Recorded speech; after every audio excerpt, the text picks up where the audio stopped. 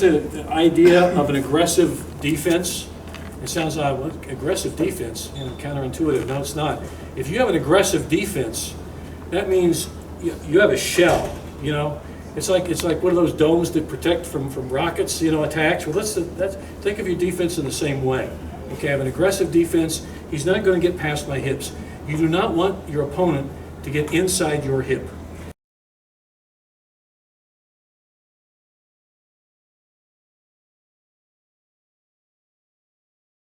You got to have good posture, be able to attack or defend. So always remember the phrase, or the idea of your hips should always be in position to attack or to defend. Either way, okay? That's what you want. All right. Now, what we're going to do here is hip block and cutaway. And also, the final thing is a jam. And this is, to me, having seen a lot of international level judo, up close and personal on teams and stuff, this is probably the primary defensive movement in really elite judo. You've still got some hop around stuff that goes on. There's a lot of setups people caught on that years ago. But cutting away and blocking and jamming your opponent away, what it does, it totally kills the throw. So here's the idea here is, Kenny might even coach through this a bit too. So when he has his guys, the welcome mat guys here, when they work on blocking, they're not just stopping the throw or avoiding the throw, they're completely killing the throw, okay? They're just burying it in the ground, and they're not worried about defending or not worried about countering yet. What they're worried about is killing that throw and then setting up for a counter. But if you do it right, your counter's there. It'll happen. So Mike will do it. But the whole object is to get where you can do all three at the same time. Just completely stops everything. So we'll say Mike's going to attack.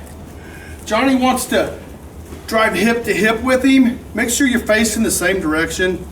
Do not go throw the other hip, or you're going to get thrown. Hip to hip. We're going to bend the arm, which makes the gi tight, which makes it easier to rip away. And then Johnny's going to keep a hold of his pulling hand because we're going to use it to knock him off balance. And even after we knock him off balance, we're going to try to keep a hold of it. Sometimes you can. Sometimes you guys will break loose. Sometimes you'll be able to drive him all the way down to the mat. But the object at the very end is to be able to hit all three of these at the exact same time and completely shut them down. Go ahead.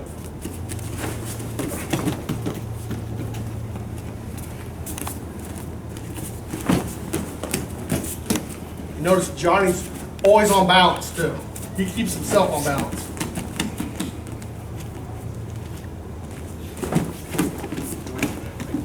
Keep a hold of that pulling hand because our attack can be coming right after, following that up. All right, the jam.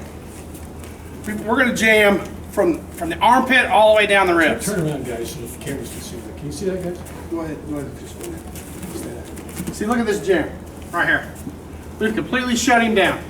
We've created space, no throw.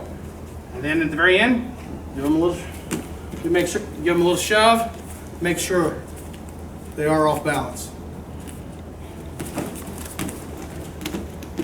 All right, the important thing we don't want to do, go ahead and attack me, is start doing this, trying to step up and over them. It's just right here. Right here. That's a key point. Right there. A lot of people will try that, more than you think. And we've had guys come in and train with the gym and in the dojo, and they lift their foot up. And, well, they're on one foot, they're going to get slammed, but they're way off balance, they're not in position to reset. So, yeah, you've got to block that. And don't pick it up, don't step in front of them, don't step behind them. Let's shut it down first, and then we can do something. Yeah. All right? Any questions on that? Always remember, knots of the belt face the same direction when you're doing this. Think about this, everybody. I always say that the idea of an aggressive defense, it sounds like aggressive defense, counterintuitive. No, it's not. If you have an aggressive defense, that means you have a shell. It's like one of those domes that protect from rockets, attacks. Well, think of your defense in the same way. Okay, I have an aggressive defense. He's not going to get past my hips. You do not want your opponent to get inside your hip. If I can get inside Kenny's hip here, boom, like that, I know I can hit with some throw.